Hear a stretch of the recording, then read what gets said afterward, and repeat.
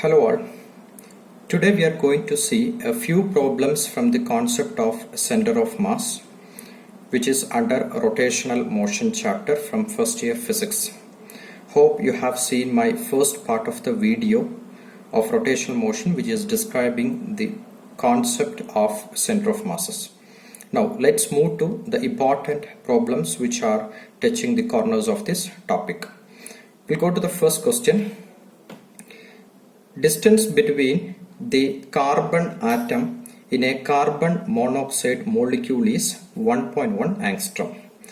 Given mass of carbon atom is 12 AMU and mass of oxygen atom is 16 AMU.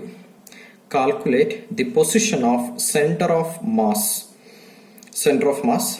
which is written in a bracket, short form as center of mass of the carbon monoxide molecule is. So the distance between carbon atom and oxygen atom is given as 1.9 angstrom and mass of the carbon is 12 AMU, mass of the oxygen is 16 AMU. So this is a concept from our first part of the video, which is a two particle system. Now we are going to solve this concept. Here question is given, it is a two particle system. So this is a first particle and this is second particle, this is carbon, this is oxygen.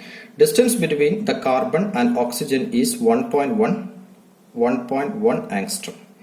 Now I am assuming the center of mass will be here at a distance of x angstrom from carbon atom. So what will be the balance distance will be here? 1.1 angstrom minus x.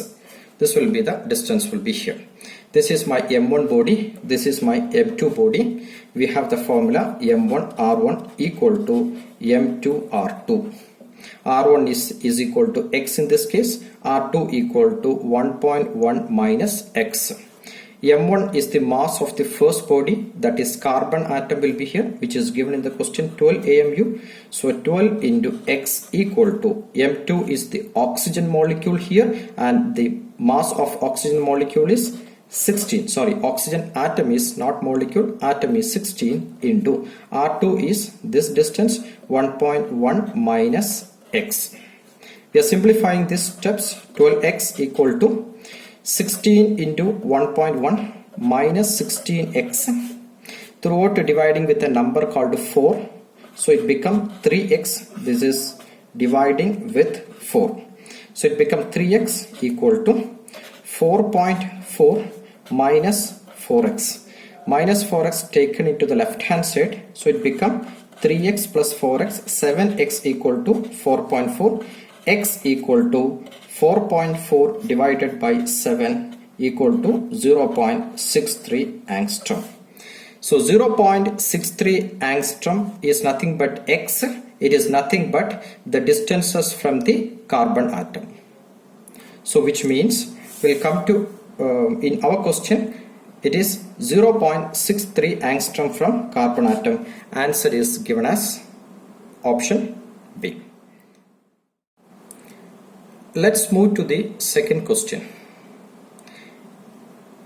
The center of mass of a body, four options are given.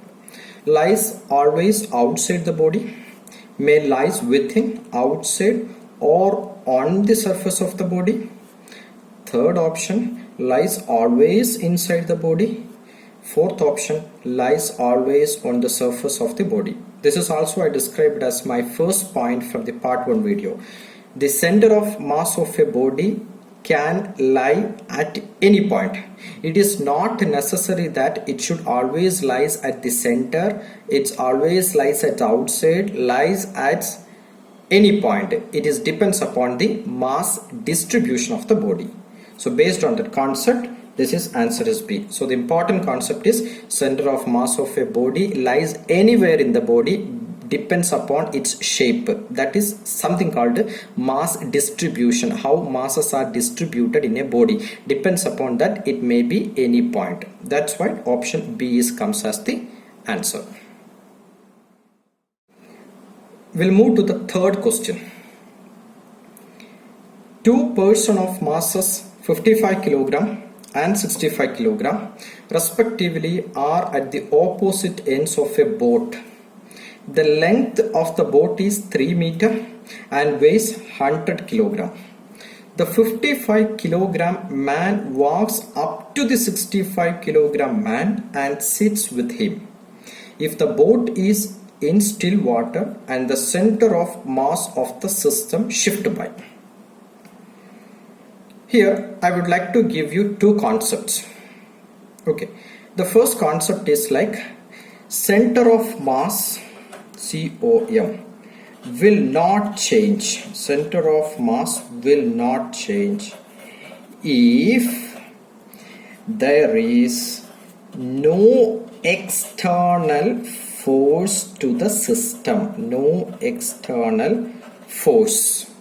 If there are no external force, center of mass of the systems will not get changed. That is the first point. Suppose if there are external forces are there, then how it will got changed?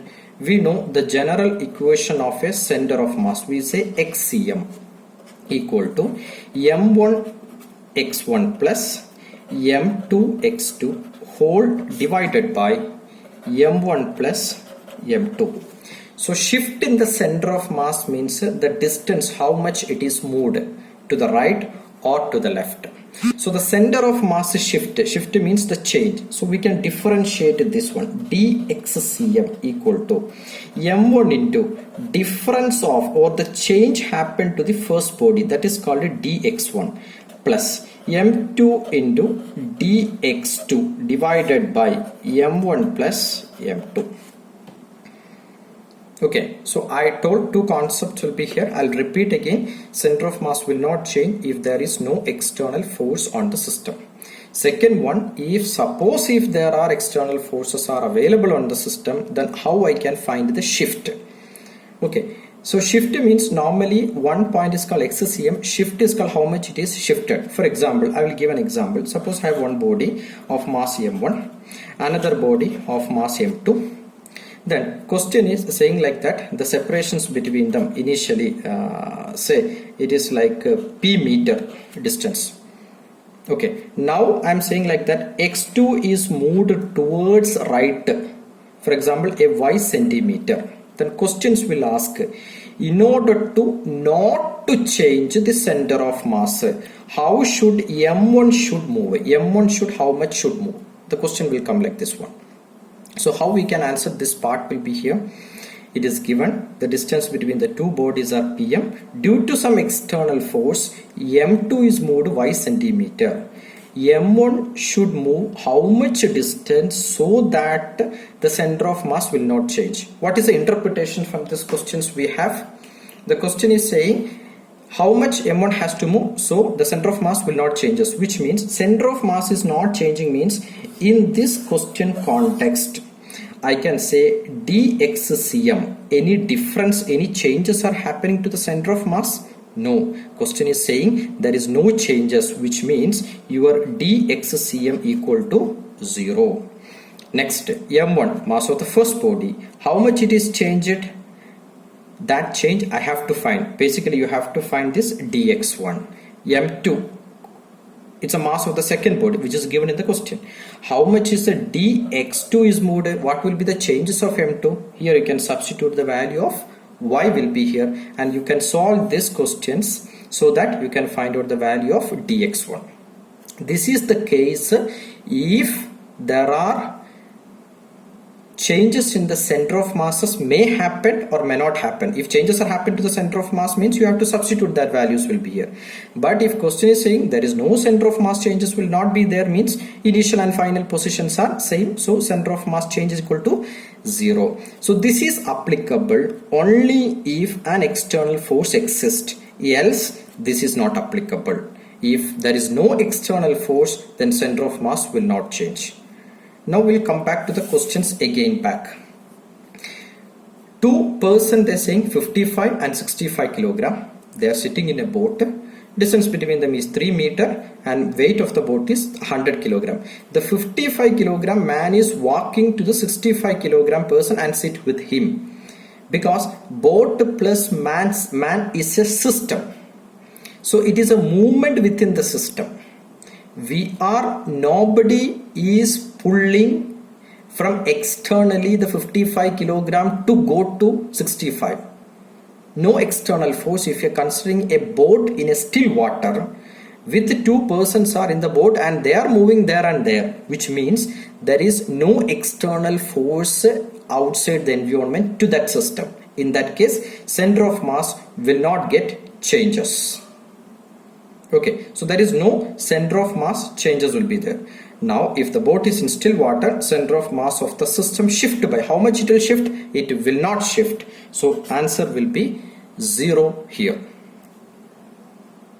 Hello all. We'll move to the next question. Two particles A and B initially at rest move towards each other under a mutual attraction. At the instance when the speed of A is v and the speed of B is 2v, the speed of the center of mass is. Here, as I described it in the previous questions, there is no external force. Only internal forces are available. That is because of their mutual attractions. We know every two bodies in the nature will attract as per Newton's law of gravitation. So initially rest and they are moving because of mutual attractions with a speed v and with a speed of 2v. Okay, now we'll solve. The question is asking what is the speed of the center of mass. Now these questions we don't want to think much more. In a very within few seconds itself we can answer. Why? Because mutual attractions is the reason for causing the body to be moved. So my question is there is any change in the shift of center of mass?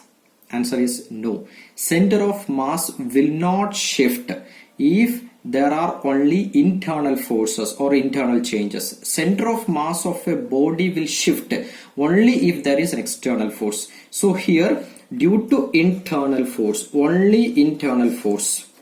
So due to internal force, I can say center of mass shift equal to 0. If center of mass is not shifting, center of mass position is not changing, the corresponding velocity v of center of mass value is what? It is nothing but 0, because position itself not shifting, because center of mass shift equal to 0 in case the bodies are attracting due to mutual attractions or gravitational pull. In that case, there is no shift in center of masses, so the velocity of the center of mass is also equal to 0. Answer here is option A. We'll move to the fifth problem. Three masses are placed on the x-axis, 300 gram at origin, 500 gram at x is equal to 40 centimeter, 400 gram at x is equal to 70 centimeter. Three masses are given, three positions are given, origin 40 centimeter and 70 centimeter. We'll highlight this part. Distance of the center of mass from the origin. So question is given. It's a three particle system. We know the general equations for one particle, two particle and three particle systems. So the question is specifying nothing but we have one particle at the origin and which is 300 gram, second particle 400 gram and third particle, second particle is 500, not 400, 500 and third particle is 400 gram. So first particle is at origin, so x equal to 0, and second particle at x is equal to 40 centimeter distance and third particle at x is equal to 70 centimeter. This is given in the question. Now we want to find out the center of mass. Of course it's quite easy, applying the general formula m1x1 plus m2x2 plus m3x3 whole divided by m1 plus m2 plus m3. First body 300 gram, its x coordinate 0 plus 500 gram into 40. Here it is in gram and centimeter. I am not converting to SI unit because option is also given in centimeter, so no need to convert unnecessarily. Into M3 is 400 gram into its distance is 70, whole divided by total mass 300, 500, it is 800, and this is 1200 gram. This is total mass. We'll simplify the steps. 5 into 4 20, then 2 3 zeros, 1 2 3 zeros, 4 into 7 28, 2 zeros, whole divided by 1200. All zeros will get cancelled. If you solve it, we'll get 40 centimeters. So in the question, the answer is option A. It is 40 centimeter away. We'll move to the sixth problem in the session. Two bodies of the mass 1 kilogram and 3 kilogram have their positions vectors are given. For the first body, this is a position vector, this is nothing but R1 for us, and for the second body, the position vector is given R2 for us respectively. Center of mass of the system has a positions vector, nothing but they're ask us to find out the center of mass of the body. We know the general equations for center of mass, RCM equal to M1 R1. It's not specific to X, it's not specific to Y, it's not specific to Z, it's general. I, J, K, which means X, Y, Z, all the coordinates are there. That's the meaning of this one. So M2 R2 whole divided by M1 plus M2. We have to solve and we have to simplify the steps. We have to substitute the values for this one. We'll go ahead. The first mass, it is 1 kilogram. Its coordinates are I plus 2J plus K, plus second body 3 kilogram M2, and substituting for its coordinates minus 3I minus 2J plus K. This is given to the question. Divided by sum of the masses 1 and 3, it is 4. We'll simplify this one. We know it is called 1I and minus 9I. So what we'll get? Minus 8I. Then it is 2J and here is minus 6J. So 2J minus 6J minus 4J. Then 1K and 3K. So totally 4K divided by 4. Throughout dividing with 4, we'll get minus 2I minus J plus K. This is the answer for this one. Now we'll look into the options. In this option, this is matching. Answer is option B. We'll move to the next question.